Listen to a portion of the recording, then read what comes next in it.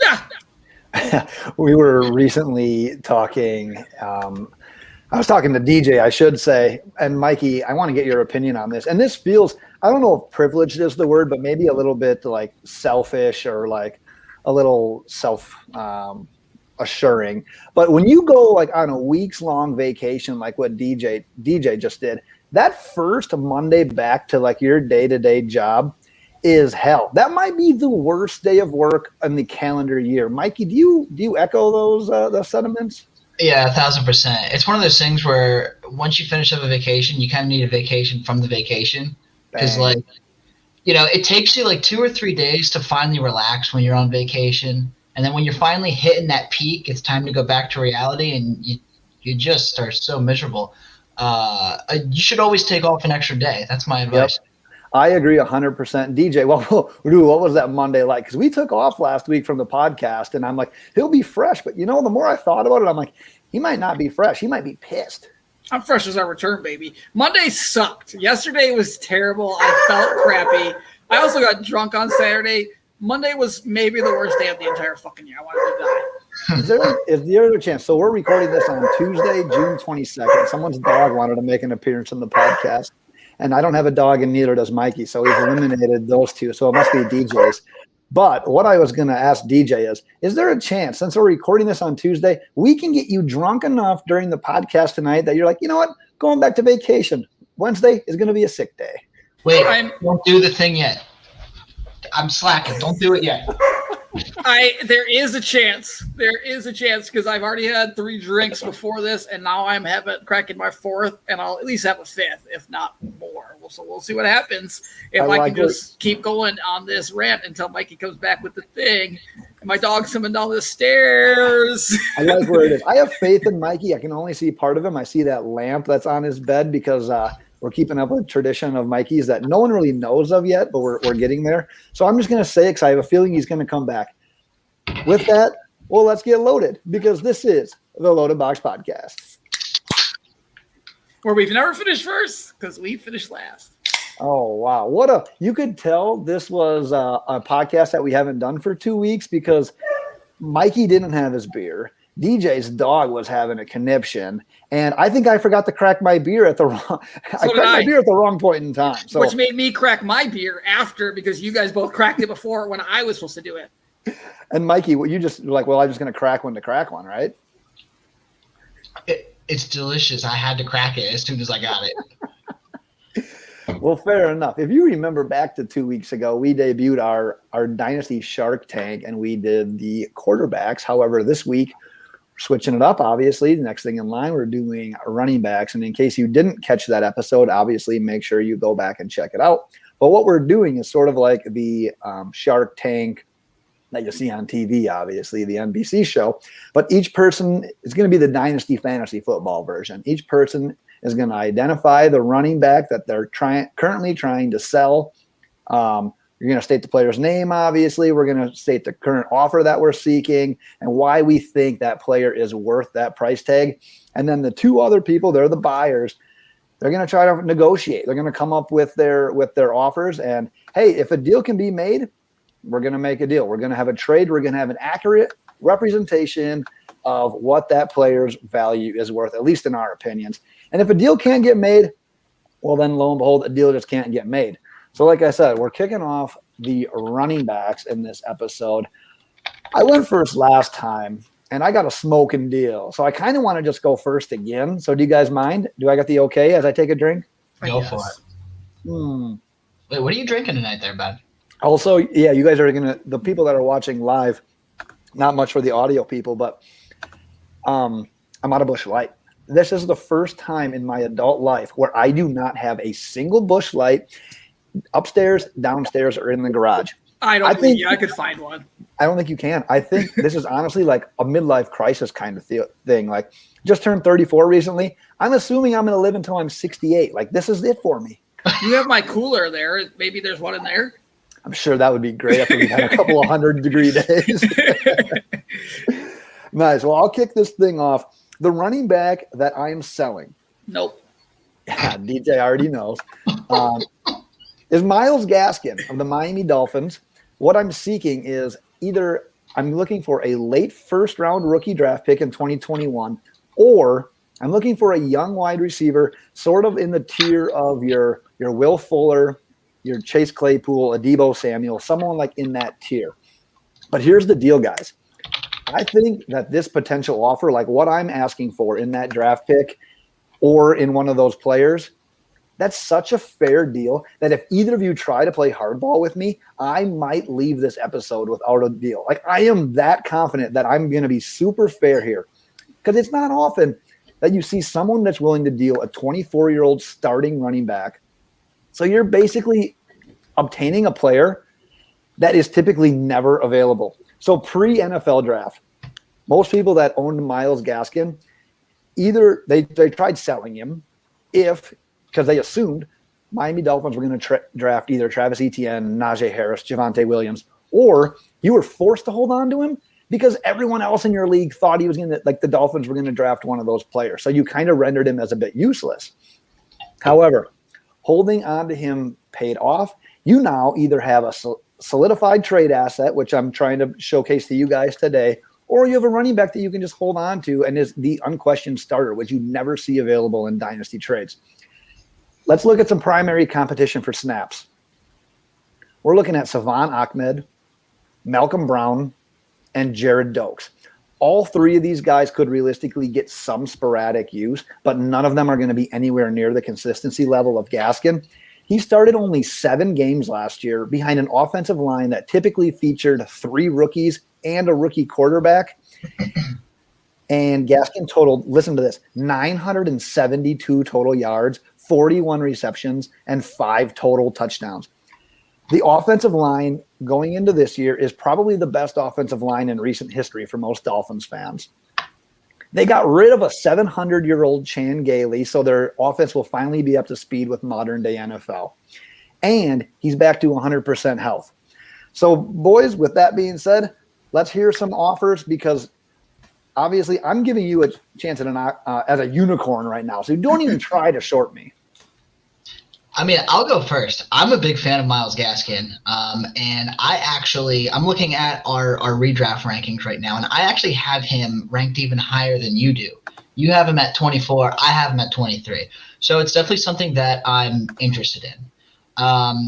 Obviously, there are some concerns with making an offer for Myles Gaskin. He is on the smaller side. He was never meant to have that workload, but he killed it once he got it. They didn't acquire anyone in the draft this year. They didn't bring a veteran presence in or anything like that. So he most likely does have at least a majority role pretty much on every single down, in my opinion. I think it's pretty fair what you're asking for. Told you that from the get-go. I said it was the most fair offer you're going to see. Yeah, I mean, I have an offer in mind, and I kind of feel like you are going to smash accept. But DJ, I'll let you talk first before I make an offer, because I think this will get the deal done pretty quickly. So you, Mikey, you started off by saying that they didn't bring in a veteran presence. They did bring in Malcolm Brown. I think he's going to snipe touchdowns. As you mentioned, I don't think he's ever meant to be a starting running back for a football team. I do think he's going to be sharing carries. And even if he does have a decent to good this year, I'm thinking dynasty long-term. This guy isn't going to be the long-term starting running back on this or any football team. But this was the year, though, for the Dolphins. Like, if they were going to get a running back, why wouldn't they have just taken Najee Harris or get Travis Etienne? I mean, because they're trying to surround him with passing weapons to not make him look like an idiot, or to look like an idiot like he did last year. So, DJ, can I interject real quick? So you think that he's not going to have a lot of touchdown opportunity? No. So over under 7 touchdowns for him between rushing and receiving. Under. Ooh. You think under 7? Yeah, I think he'll probably have like 3 rushing, maybe 2 receiving. Yeah. Okay. I mean, I think that's fair. I mean, I'm looking at his stats right now. He started only 7 games, played in 10. He had 5 touchdowns over the course of 10 games. So, assuming that his workload is going to stay the same, we could probably say that 6.5 total touchdowns is probably going to be the correct over under here.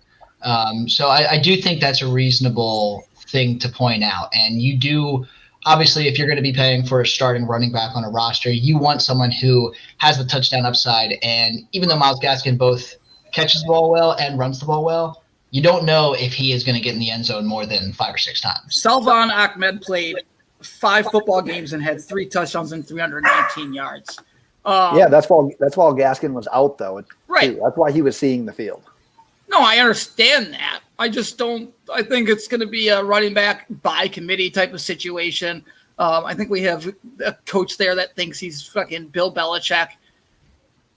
The one thing, though, about Gaskin is when he was the guy, like Jordan Howard didn't exist. Matt Breida didn't exist. Like they stuck to Salvon Ahmed. And yes, Jordan Howard had a couple of goal line touchdowns. So did Myles Gaskin. Like they weren't scared to use him at the goal line. And you're a preacher of that. You're the kind of guy that's like, you don't need a big bruising power back. You need a guy that you don't. You need a guy who can actually take a big bruising power back. You need Myles Gaskin. But I that's not how all guys think. I mean, it's just because I think that doesn't mean everybody else thinks that way. I do think they're going to use all 3 of these guys. I also don't think the future is very long for him. And if I'm going to give up a wide receiver whose shelf life in here is the reason why. I mean, the reason I took Justin Jefferson, AJ Brown, and DK Metcalf so early is because their like shelf life in Dynasty is so much longer. I'm willing to have a couple of years of Josh Jacobs or whoever it may be. I just don't have faith or trust that he's the long-term guy. I don't think he's not going to be a running back by committee. I don't think I can even come close to your standards. So I'm actually out already. Oh, he's out. That's our first out. That's our first straight out with no offer in the episodes that we've done. I can respect that, though, because that's great because you're a Dynasty player. You're a guy that pays a ton of attention to fantasy football. And you said, you know what? He's not for me. I can respect that. It might hinder what Mikey offers me at this point, but I still want to hear Mikey's offer. We don't have the same opinions, just like the coaches don't. So I'm doing my own research as we go here on Myles Gaskin. He played in 10 games, but he only had over 100 scrimmage yards. With all of these receptions that he's getting and everything, he only had over 100 scrimmage yards, looks like 3 times in those 10 games, which is good, but nothing excellent. He scored 2 touchdowns in 1 game, so 2 of his 5 touchdowns came in 1 game, which means he did only score in 4 different games. So he's only scoring in 40% of his games, which is less than ideal. But remember, Mikey, that offense was ancient. No, I can't argue with that. So I will say the only way that I'm buying Myles Gaskin is if I'm a contender. Because I agree with DJ. Right. I don't think he's this big. I'm all in on that idea. I think he'll have a role. He'll have a big role this year, and then it could shrink as soon as even by the end of this season. I don't know. Yeah, if you're trying to get Myles Gaskin right now, I should have said this. You're basically in a position where you can afford to give up a little bit and try to win now to get an RB2. What's the pen? What is the pen in your hand? What the fuck's happening? I write things down during these episodes. I write down the offers and everything. Is that John Gruden shit that just has a pen all the time? That and these Coors Lights, they must have a little bit more than the Busch Light, even though they don't. I needed to come up with an excuse. The Coors Light. But yeah, so if I'm a contender, chances are I do have that late first round pick that you're seeking. I personally, like most people out there, I have a lot of faith in my own draft process. I'm going to get someone better than Myles Gaskin with my 110, 111 because I do my research. In my head, I'm getting something better than Myles Gaskin, who's younger, more upside, whatever. I'm not giving you a first-round pick for him. I value Deebo Samuel much higher than most people, so I would not give you Deebo. And Chase Claypool is far too young and has far too – I'm not even a Claypool fan, and he has an opportunity on the horizon. However, as a contender, if I did have Will Fuller, I would offer you Will Fuller straight up for Myles Gaskin, and that's going to be my offer. All right, and DJ, you're 100% out. I'm not bringing you back to life here. I can't resuscitate you. I'm out. Mikey, I'm in the tier, so obviously we're on the on the same page here. So you're a contender, you're saying in this hypothetical. Yeah. Let's just say you're somewhere in the 10 to 12 range. If I countered you with Myles Gaskin and something in like the 310 to 312 range, would you be cool with that? So it's Will Fuller and my 310 for Myles Gaskin. Yep. I mean, we talked about this last week, right? A fourth round pick gets nothing done, and 310 dangerously close to the fourth round. So I don't really know how much I'm valuing that 310. DJ, I'll let you speak. What's up? I don't think Ben's gonna like me very much. Nervous. But my fear about trading away Will Fuller is he's gonna guy that's gonna go from year to year somewhere, and he's gonna end up accidentally with an Aaron Rodgers or a Patrick Mahomes or somebody like that. That's kind of what I might think too. Leave that. Sorry. And I agree with the same thing, which is actually what I was going to bring up to probably say no, I wouldn't include my third round for that reason. If I'm a contender, I'm personally not a massive fan of Will Fuller in Miami. He's starting the season off, finishing up his suspension. They have an up-and-coming talented receiver room out there. Will Fuller's a deep ball threat. I'm sorry, but I just haven't seen that from Tua yet. I don't know if he's going to deliver on the deep ball at a consistent rate, which is what you want for Will Fuller. So if I'm a contender and I really need a running back, I'm sticking to my guns. I'm offering you Will Fuller straight up for Myles Gaskin, and I'm knowing that I'm probably going to get more out of Myles Gaskin this year than I'd get out of Will Fuller, but Will Fuller is definitely the better dynasty asset. All right, well then I'll counter my counter, and because I'm a little greedy when it comes to this, like I will accept that late fourth rounder. Let's meet in the middle. Give me 410. All right, you know what? You're fucking weird because a fourth round pick should never get it done. But yeah, I will give you the third to last pick in the draft and Will Fuller for Myles Gaskin. It's a scratch off. That's what it is. Like you accumulate that. Like because I was cool. So here's my strategy as a dynasty player in this situation. I was cool with Will Fuller straight up. However, I always want to try to get a little bit more. So I'm going to shoot a little bit higher. And when you turn down my third's already a scratch-off ticket in a sense. But the fourth is 100%. But, yeah, you're giving me just a little bit of a scratch-off ticket. I'm going to take it. So we have a deal. We've got Myles Gaskin for Will Fuller and 410. All right, and I did this after every single trade that was made a couple weeks ago. I'm going to do it again. Plug it into the calculator and see who won the deal. I promise I did not check this beforehand.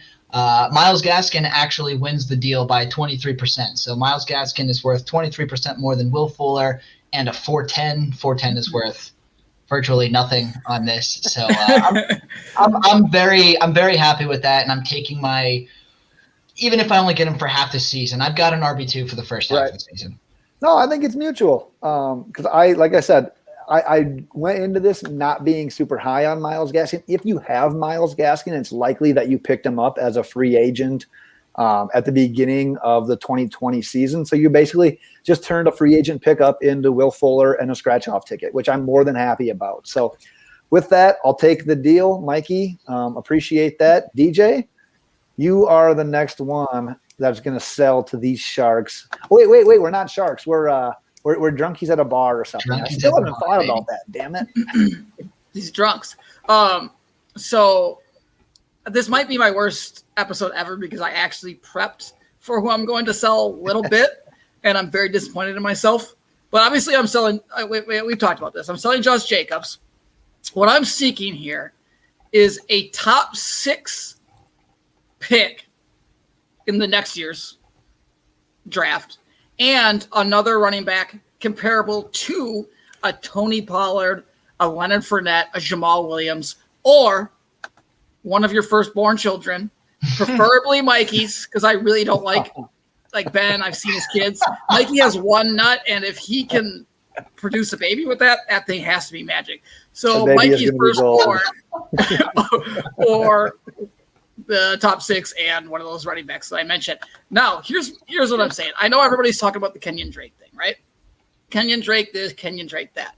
Jacobs finished 18th in his rookie season. I think he missed a couple of games in there. Yep. Didn't look too far in it. 8th last year, missing 1 game in fantasy football, half-point PPR, just to make Mikey happy. And he's only 23 years old. Kenyon Drake was not brought in to cut into Jacobs' carries. He's still going to get those 250 plus. He was brought in to be used on a third down basis.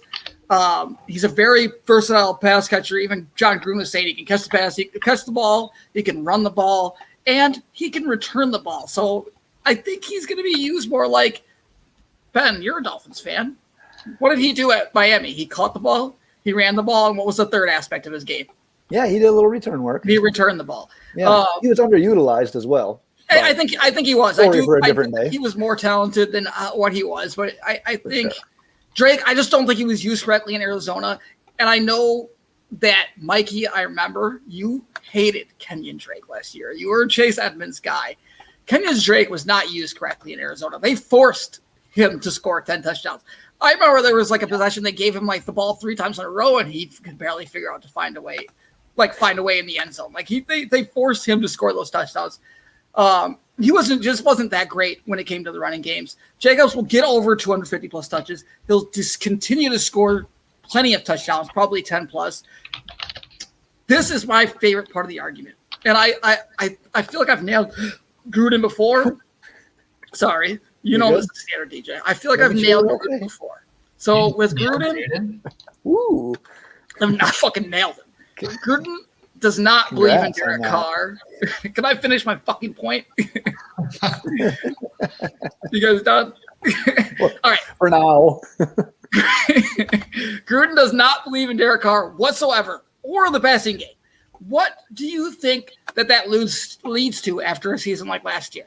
Handing the ball off to Darren Waller. They're going to run the fucking shit out of the ball. It's going to be an old school attack from an old school coach who loves running the football. He's going to give it to his workhorse. He'll probably fucking run Spider 2Y banana with Kenyon Drake on third down. But the guy who's going to end up scoring the touchdowns and getting the majority of those totes is Josh Jacobs. He's got 2 more years left on that contract. He's still very young. This is Dynasty. You got 2 good top 10 years out of this guy. Before we start negotiating, I want to make a point to say that I was a huge Josh Jacobs fan coming out of college, and I still believe in him. It's that curse of going to the Raiders, and I feel like you're not properly used outside of Darren Waller. It's RB8. It was weird though, because you would like look at it from the outside, and be like, "There's no way that dude finished in the top 12 in running backs." And why I say that, it's not because of like lack of production on the ground. It's like you saw him at Alabama be a above average pass catcher, and you thought that would only get taken to the next level at the NFL, and it hasn't. It's like it's almost capped him a little bit. So that kind of it upsets you. Like, I'm going to give you an offer. I've got a couple of offers down here. I'm a big Josh Jacobs believer, but there's a little bit of hesitation. It's like you haven't maximized his talents yet, and you just brought in Kenyon Drake. There's a couple of red flags there. Can I counterpoint? Sure. Part of what you said. I think we get so used to seeing running backs by committee that when we see a guy who's actually used at a 75% clip that we think is more talented, 70% clip, maybe you think he should be using more, and that you're putting your blinders on a little bit. He's used a ton, just not as much as what you think. Right. Yeah. That's why he's RB8. I mean, he's RB8, and you didn't feel like he was that good. So here's my big issue with Josh Jacobs. If you look at his game-by-game fantasy points, so I know you were bringing up half PPR. I just pulled up stats from my Dynasty league, and it's full point PPR. So things are a little bit different, but for the most part, only about 1 to 2 points off of what you're referring to. Mm-hmm. Week 1, Week 5, Week 10, and Week 15. 4 weeks out of the entire year did he actually score over 20 points, which would be RB1 numbers. Every single other week, he scored like 13 or less. And there are 4 separate weeks where he scored 10 or less. My issue with Josh Jacobs isn't his overall production. It's his consistency, and he has none of it. Over the last 2 seasons, every single game that you use Josh Jacobs, it's a coin toss. You don't know if you're going to get 25 points from him or 8 points from him. If he doesn't score a touchdown, you're probably screwed because he's not really making up for that with receptions. And we already know that they view Kenyon Drake more of, or at least coach speak, Kenyon Drake is going to be their guy on a lot of third downs. We don't expect much from Josh Jacobs on third downs anyway. This is my issue with him, is that you can't treat him as an RB1. I would say he's an RB2 with RB1 upside. You can't. I know he finished as RB8 overall, but just that consistency is absolutely terrifying, especially with Gruden as coach. So, I mean, I know you have a couple offers brewing, so I'll let you make the first offer. I'm going to give you a heads up. I could not part ways. I do have a couple offers in mind that I want to do, but I'm not going to be able to offer you a top 6 pick like you're hoping for, just because those inconsistencies scare the living shit out of me. Yeah. I'm also in the camp where I can't go that high, but I have 2 offers in mind currently on my notepad. I kind of want to give them both to you right away, DJ, and I'll let you decipher between both those and whatever Mikey has. So here's the first thing. My theory is when it comes to draft pick, I'm going to take my chances on these guys over Josh Jacobs, Najee Harris, Travis Etienne, Javonte Williams, Michael Carter. Like, I would take my chances with those 4 running backs. I also think in a draft, you're going to see these guys go for sure. You're going to see Kyle Pitts, you're going to see Jamar Chase, and then you're either going to see likely Devontae Smith or Jalen Waddle. So that's going to make up your top 7 picks. So that's telling me that 108, 109, if you add in both of those receivers, is probably the highest I'm going to go from a draft pick perspective. Draft classes are different. I mean, 2022 is not 2021. Well, I'm talking about 2021 class because that's the deal that I'm trying to give up here. So, how about I offer you 1.10, so the 10th pick in the draft, and Gus Edwards. Signed an extension, is on a run-happy team, and it's going to be him and J.K. Dobbins. He's not a sexy name whatsoever, but that guy is going to have weeks where he is usable. So that's going to be offer number 1. I see Mikey has his finger in the air, so before I go to offer 2, I'm already going to counter his offer because I have something better for you. Oh, shit. So look, if we're gonna treat this like Shark Tank, I'm gonna fucking mark you and you. Make my offer now or I'm out. So don't let Big Ben up here lowball the shit out of you. Okay, I'm not a big fan of Josh Jacobs, but he is good enough to be, I would still treat him as a top 15 dynasty running back, even with the inconsistencies, right? Tyreek Hill is inconsistent. He's not actually. Look at his stats from this past year. That's a total misconception. Anyway, we'll do wide receivers next week. Anyway. So he's lowballing you with the 110 after he just got saying, 108 is probably the highest I would do. So obviously you would counter him and say, all right, well, put your money where your mouth is. Let's see the 108. So I'm prepared to offer you the 108. I don't care if it's this year or next year. Let's say hypothetically. Yeah, can we time out for a second? Because this is I don't think this is the part we discussed. Are we literally talking going into this season before a rookie draft? Let's do. You can either offer 21 or 22 picks because there's a lot of dynasty leagues. I was going to say because I know who's in this. If it's more unknown for 2021 too, that's why I was kind of thinking those. Okay, so let's say this. I have 108 in 2021. Right, I have 108 in 2021. 2021, the one we. That is where I finished from the 2020 season. So that kind of paints the picture as to what kind of team I am. I'm a borderline. I made it in the playoffs last year, but I got knocked out in round 1. I'm trying to get Josh Jacobs, so obviously I need a running back, and I think this is going to put me there. So I will offer you 108 this year and Leonard Fournette, or my first round pick next year and Leonard Fournette. So you can either have the guaranteed 108 this year, or my wild card first round and Leonard Fournette for next year. And I want to throw my other counter in there because obviously that was what I said. But I'm trying to think of the 2022 class. I haven't got my Feel Still book till tomorrow magazine. Here's the deal, though, Mikey. When you said I'm lowballing him with 110, I am throwing in Gus Edwards. Can you look at the mail see my Feel Still books here? Gus Edwards has value. Like, that's why I'm throwing 110 versus 106. Gus Edwards definitely does have value, and I think he is far underrated because he is very underrated because there is a world where he gets like a 35 to 40% share. I mean, J.K. Dobbins is going to be the quote unquote majority back, but Gus Edwards is going to see plenty of field. So exactly. I do like that. I do. But the thing here. The thing here is that DJ named Leonard Fournette specifically, right? So if he thought highly of Gus Edwards, he would have named Gus Edwards because he's in that same echelon. Well, I thought maybe he forgot about him. Did you forget about Gus Edwards, DJ? No, I didn't. I didn't forget about Gus Edwards. Yeah, exactly. So you have my offer. Ben, do your worst. I do. Well done. I do like Mikey's offer, but I do want to throw one in because I told you beforehand I've got a doozy for you. Because I'll be upfront and honest in this deal. I've got an existing. It doesn't match what you're looking for, but it's an intriguing offer because there are some people that like this player. What if you gave me Josh Jacobs and a late second rounder, 21 or 22? I won't be picky. I give you Myles Sanders.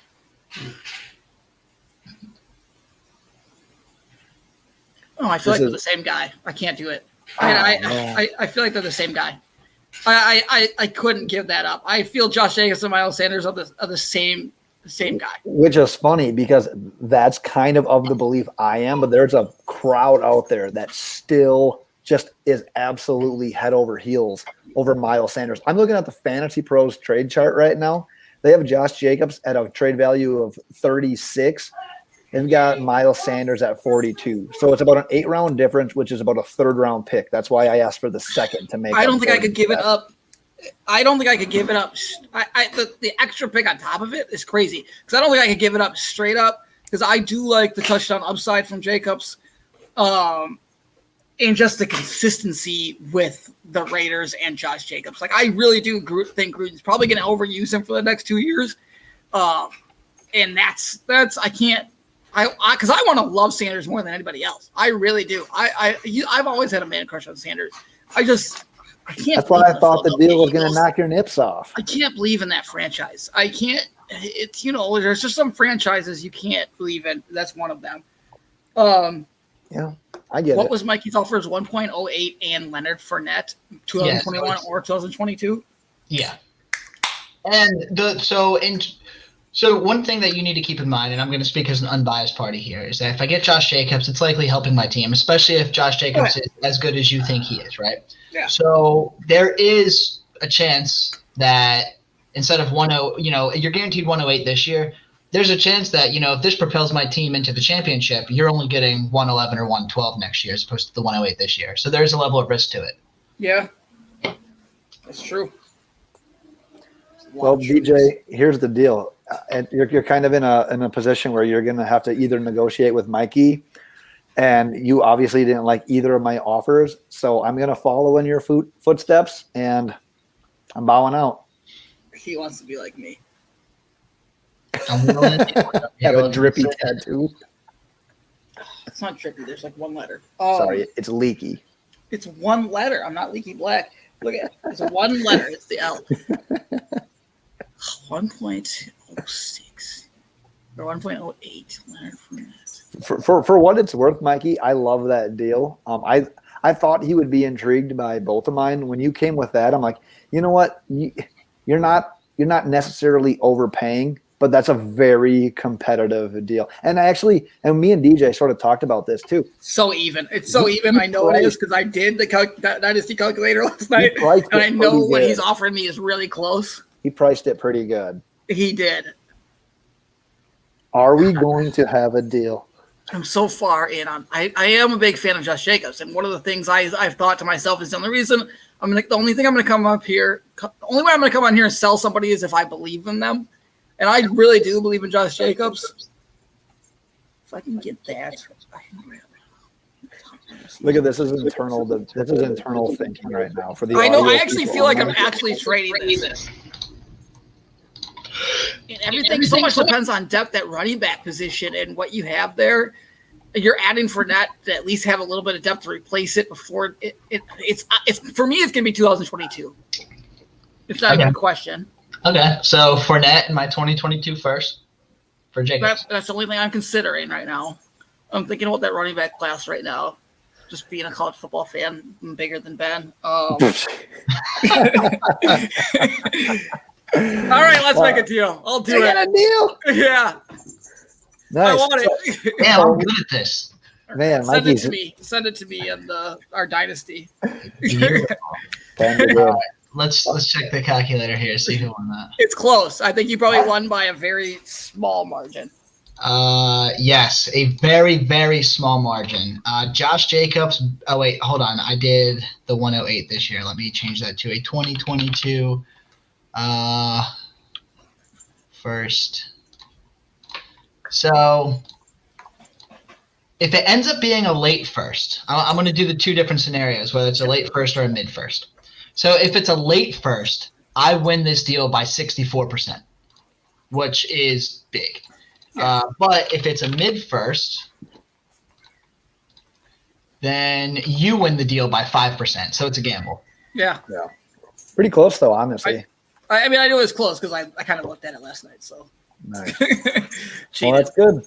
2 players, 2 deals. Mikey's been involved in both. And Mikey, you're going to go 3 for 3 because you're obviously selling the next guy. So which running back are you selling? I'm so fucking good at this.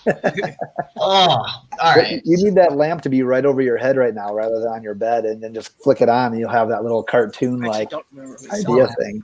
I know what you're talking about. Anyway, moving on. So, drunkies at the bar, I'm going to try to sell you on a player known as Austin Ekeler, the running back for the Los Angeles Chargers. I am seeking a top 4 rookie pick or a late first and a solid RB2, something around like a toss-up RB2, like a David Montgomery type of game. You tossing up your running back there, I see. No.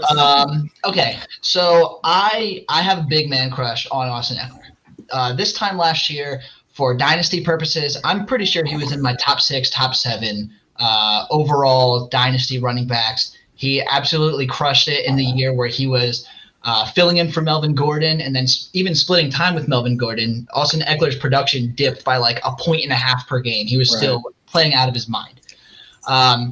In 2019, from a points per game basis, in PPR points, he was RB6 overall on the entire season, points per game. Even this past year, he was RB11. So you know that he played in 26 games between 2019 and 2020. So he averages an RB1 over the last 26 games of his career. That's fucking tight. He just turned 26, literally about a month ago, but he's got very low tread on the tires. As you know, he was sitting behind Melvin Gordon, only in a third down role for a couple of years. Really 2019 was his only big year where he got a big workload, because last year he obviously had that unfortunate injury. Actually ended up coming back before the season was over, which was pretty impressive. Came back, didn't miss a beat, was lights out in fantasy. Actually was a league winner for a lot of people. So Austin Ekeler, fucking awesome. He is currently sitting behind arguably the league's most bolstered offensive line from this offseason. The Chargers invested a lot into that offensive line. They want to protect Justin Herbert, and in terms, they are also protecting Austin Ekeler. Justin Herbert's entering his second year. He played phenomenally last year, but he's still going to utilize Austin Ekeler. He's still a young quarterback. He still needs those dump-off passes. Plus, that's just a part of the offense. They know that's how Austin Ekeler works. Austin Ekeler can line up literally out wide in the slot. He is basically a running back receiver hybrid, and he's fantastic at what he does. The competition for him on that roster is practically non-existent. He's behind he's in front of like second-year players who, might have had a good game or two last year, but all in all, they never filled the shoes that Austin Ekeler left behind when he was injured, and that's why Austin Ekeler got playing time once he returned back. Over the last 2 seasons, he averages 6.5 receptions per game. In 2019, he played in 10 games total and only had 3 touchdowns. But the year before that, he had 11, and that was when he was splitting time with Melvin Gordon for the better half of the year. So probably safe to say that Austin Ekeler's going to see more than 3 touchdowns this year. So there's definitely – I hate that people call it positive regression, but that's what people call it. So there's definitely some – Please call it progression? There's touchdown progression on the horizon. There you go. So all in all, I did the numbers, and over the last 2 seasons, this is his game-by-game average in PPR formats. So if you're talking about half PPR, you can adjust this by a whopping 3 points. His game-by-game average over the last 26 games, 6.5 receptions, 99 scrimmage yards, and 0.6 touchdowns per game. In PPR, that is exactly 20 points per game, which would have been enough to finish as the RB6 overall in 2020. Like I said, he finishes the RB6 overall in 2019. He's consistent as all fuck if he is on the field. He's a PPR monster. He's on an upcoming team behind that offensive line. Let's hear those offers because Austin Ekeler's a fucking stud. DJ, I want to say before we get going on this, I wrote this down as a note for Austin Ekeler.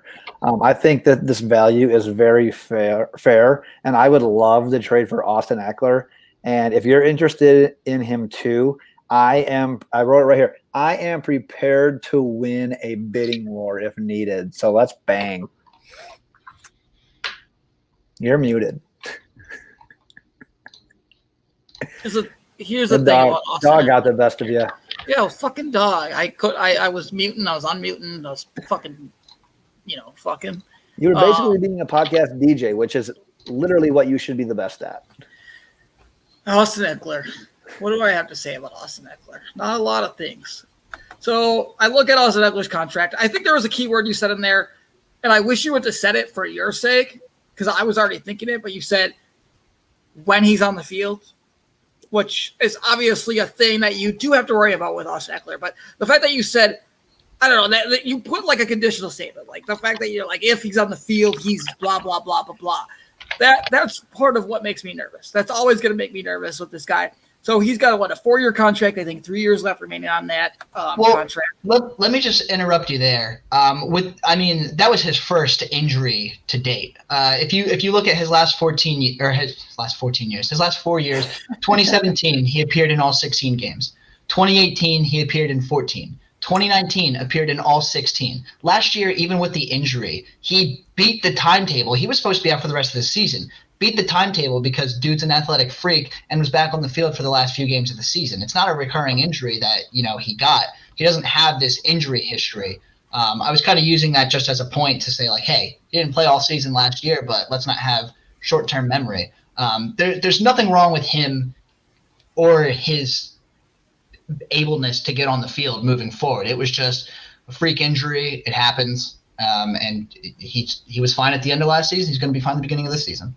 I've seen some interviews with him recently. That dude is a workout warrior. I mean, I related to him. I related to Ekeler recently. He said he only had like 4% body fat. Warrior, get out of here. Tim Tebow's a workout warrior too. So He's in the NFL after taking a 10-year hiatus. I hate it when people use workout warrior and winner as a thing that means anything. That means nothing. What it comes down to is a good athlete. Are you good or are you not? Do you want to just an offer? I mean, he can play. Too. With the exception of quarterback, he could quite literally line up in any position on that field. So I would say he's a pretty good athlete. And to be fair, DJ, I wasn't trying to make a point. I was trying to make the joke, and it just got stampeded on over. So it is what it is. I know. I heard what you said about yourself, but when I hear workout warrior talking about other people, it frustrates me. Except for Jameis Winston, because I'm all in on Jameis Winston this year. Let's take 10 seconds to applaud Jameis Winston's home workouts because no one works out with less. He looks skinnier though. He does look skinny, but I think like it's because he got skinnier. contact, and it changed our eyesight rather than his eyesight. Maybe. But no one works out with their homeboys, skilled or paid athletic trainers, the way that Jameis Winston does. Yeah, He's incredible. Okay, anyway, so what I was going to say is, he's got 3 years left in a 4-year contract. They can opt out. It looks like they have an opportunity to opt out after 2022. So after this year, the Chargers do.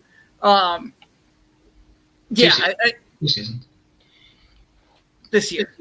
Oh yeah, next year. I don't know what it is about Austin Ekeler, but I have a little bit of, I don't know. Maybe it's a sizes thing like I do with wide receivers, but I shouldn't because I like small running backs. Here's the one thing I would never do. Montgomery is not going to be involved in a trade with anybody if I have him. There's zero chance. I love David Montgomery. I was upset with David Montgomery. I'd almost trade him for almost nothing right now at that point. So he's not in it. And that's a lot coming from me, a Packers fan who hates the Bears, thinks they suck, But David Montgomery, big fan. Top 4 pick, I don't think I can go that high either. I'm just trying to filibuster right now because I'm trying to come up with. I mean, look, hey, I'm Ben, throw open it to an hearing offer. offers. I'm open to hearing offers, but you're saying you're not going to offer a guy close to David Montgomery. You're saying you're not going to offer a top 4 pick. I mean, if you can't offer something similar to that, then I can already tell you and I probably won't get a deal done because David Montgomery is an absurd person to match with another pick. Everybody and their mom who's a fantasy football fan saw what David Montgomery was in the last half of the year. So that's absurd. When not Nagy was calling the shots, who he's going to be calling the shots again this year. When Tariq Cohen was not on the field, who is going to be on the field again. When saw who he was. When Damian Williams, who should have been Super Bowl MVP, was not in Chicago, and now he's in Chicago. When there wasn't a rushing quarterback coming in, and now there's a rushing quarterback coming in. Andy Dalton's a rushing quarterback? Shut the fuck up. Shut the fuck up. They said he's the QB1. They're on it. Listen. If you view David Montgomery in the same light as Austin Ekeler, or even better in Austin Ekeler, then in Dynasty he is above Austin Ekeler. Then you are way too low on Austin Ekeler, and you and I will not strike a deal. I don't think I'm too low. I don't think you're hot. I don't think you're high enough on David Montgomery. I'm very high on David Montgomery.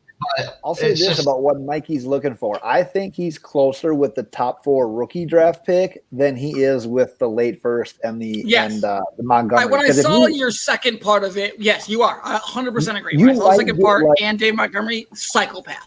If you want to get Montgomery, you have to settle for like a mid to late 3rd rounder, in my opinion. I mean, Dave Montgomery is a top 4 rookie draft pick right now. That's crazy. Well, hey, Mikey, I've got a couple of offers. If DJ's kind of playing hardball here, I'm an Ekeler guy. Are you ready to listen to me? All right, I'm going to go with my second offer first that I drummed up. So this is under the assumption, and you can do whatever you want with this, and this is a rare case. This doesn't happen often in Dynasty, but I have seen it happen, where you have a plethora of running backs, especially maybe some young guys, and you need a wide receiver like you're in win now.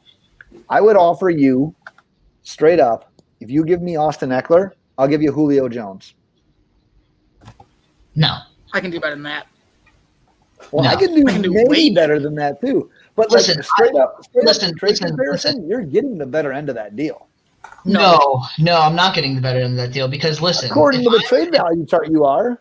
No, it's not. I don't care what value chart you're looking at. Did you not hear what I said? In 2019, in PPR leagues, Austin Ekeler was the RB6. Over his last 26 games, he is fully on pace to maintain the RB6 overall. Julio Jones did not score as many points as the RB6. He was not even – in the games that he was healthy, he was not on track to be the wide receiver 6. And running back is significantly thinner. And Austin Ekeler is 6 years younger.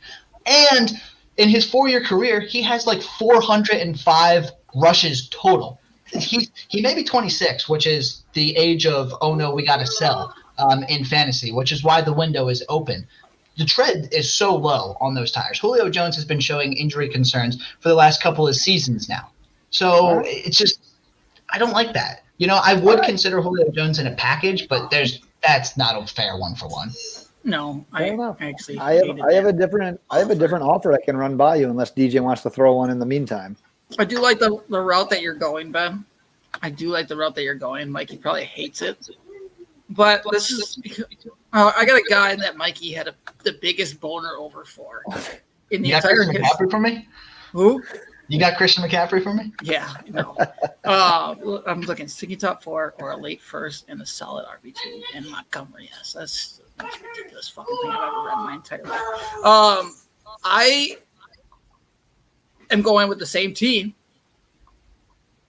at wide receiver. Straight up. Allen Robinson? Yes. I fucking hate you. That's a great offer. You're using me against me, and I like it. I'm also considering the fact that I have good wide receiver depth at my team and need a running back, so I'm looking at it from that perspective. Just for somebody who is looking at it, I'm taking my real life dynasty life kind of, and then putting it into here because Oh man. There's a wide receiver on my team I'd be willing to trade for the right price. That's kind of like this guy, but I'm going with Allen Robinson at this point. Let me jump in then. I'm gonna Allen Robinson's on the table. I'm gonna offer you 105. 105 straight up in the 2021 draft. I didn't want to go quite that high, but with Allen Robinson, you pushed my freaking hand. All right, so I can tell you this. I like Allen Robinson more than 105. Dicks.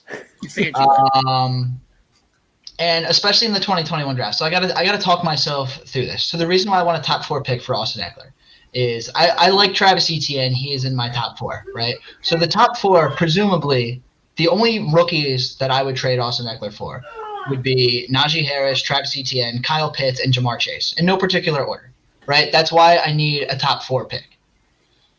What? Where's Javonte Williams? I'm offended. See, that's why I offered that pick. Javonte Williams. I added Williams into the equation. Javonte Williams is my 105, and I do really like Javonte Williams, but I do.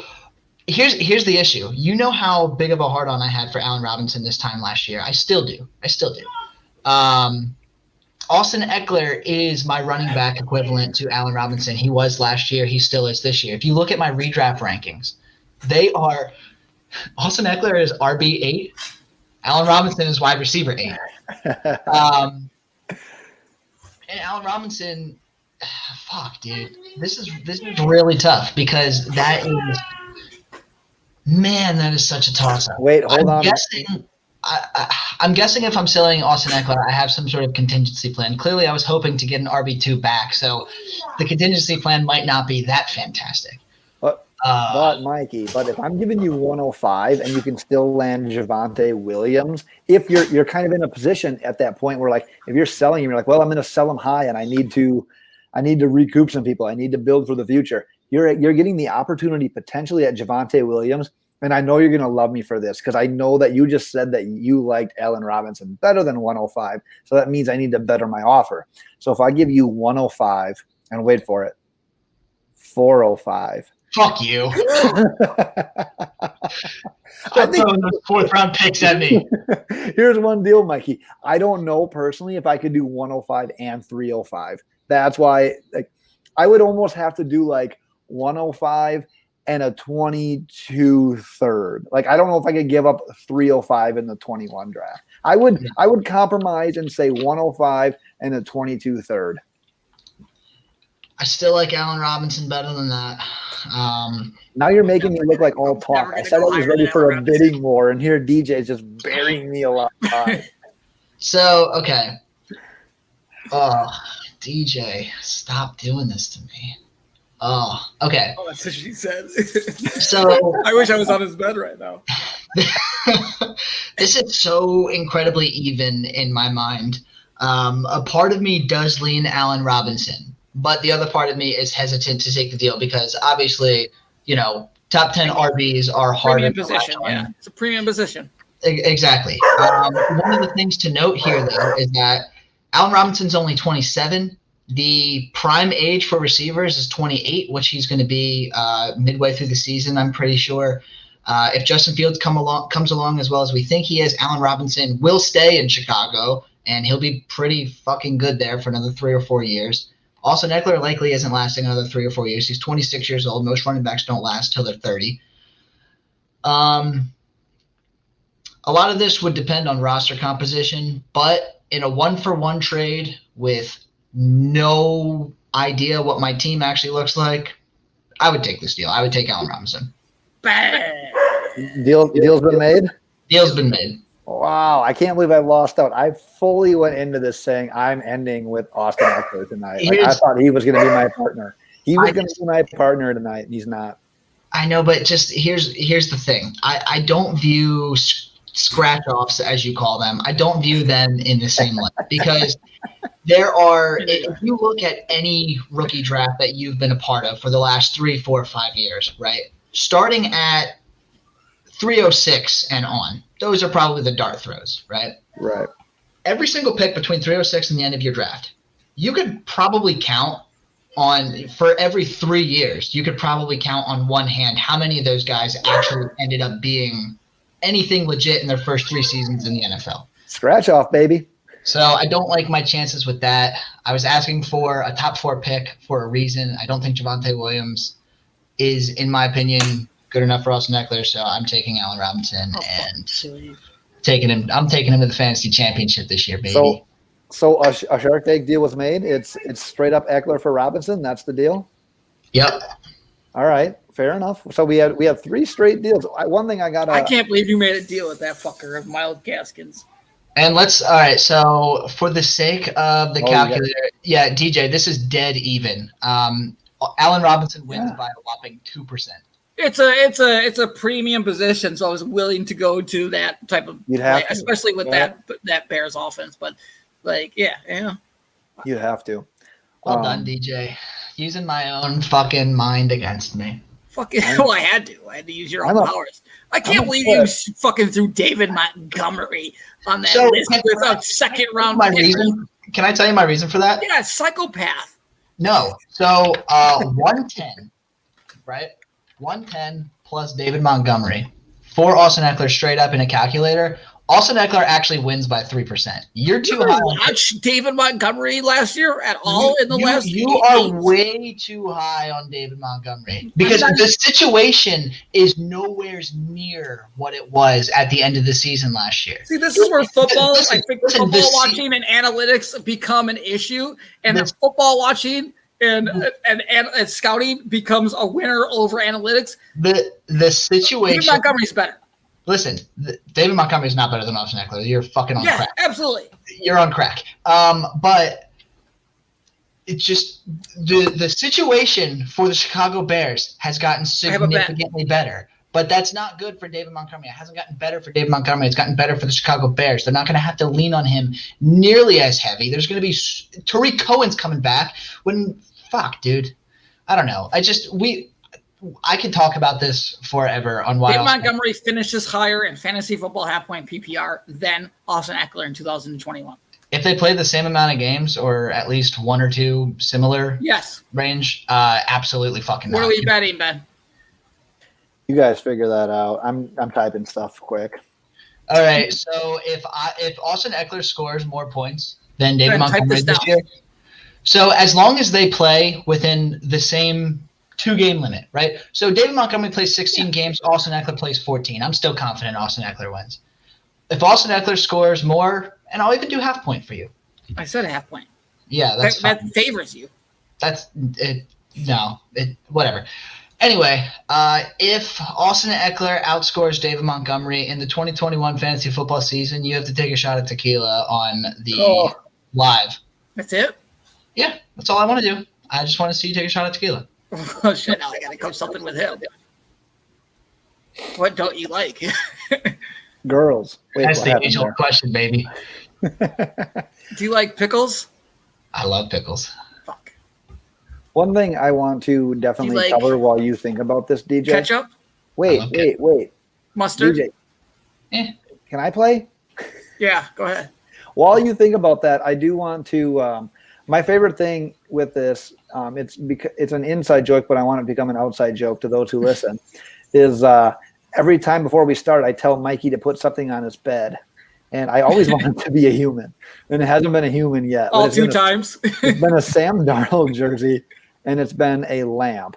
All 2 times that we without shut up, DJ. Think about your fucking bet. Without giving too much away. Is there a correlation with what you're doing? Is this calculated, or is it just random and you're just throwing whatever you happen to have on there? But don't give too much away, because I want you to think about this, and I want it to become a strategic play for you.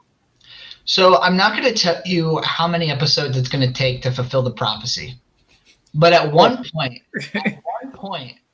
you can play the videos backwards and piece things together at what I'm getting at.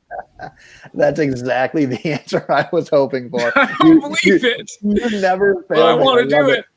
All right, DJ, now it's up to you. What's your bet? So every other episode that I do with Mikey, I've made a bet with him ever since we've started. So they do though. You if I text it to you, they come to fruition, you bitch. What don't you like? Vodka, whiskey, The kid loves all the booze. He's 20-some years old. All right, you have to shotgun a full Busch Light. All right. Jesus. Sounds like a Tuesday. That's a deal. That's Yeah. a deal. So if David Montgomery outscores Austin Ekeler, I'll shotgun a Busch Light on live. And if Austin Ekeler outscores David Montgomery, you're taking a shot at tequila. Can't wait. Can't wait to watch you fucking chug a Busch Light. Well Dude, done. I'm so confident. I'll literally put a shot of tequila in my Busch Light. When Even I better. Oh. I'll even put a shot of Busch Light in my tequila shot. Oh, man. With that, do you guys have anything else you'd like to add to this episode? I would chalk this one up as despite me thinking that I was going to be a clean sweep on getting these players and it didn't work out that way, I would still chalk this up as a success because of what you guys just accomplished there. Yeah. So I ended up with Allen Robinson, Myles Gaskin, and Josh Jacobs. Yeah, I didn't need Austin Ekeler anyway. We're good. Mother effer. As always, check us out on Twitter at LoadedBox. The website's loadedboxpodcast.com. All of our podcast episodes, our articles, our redraft rankings, our dynasty fantasy rankings, everything is there. Next episode, we'll be doing the same thing, but with wide receivers. DJ might be trying to sell Tyreek Hill because he still just despises that guy.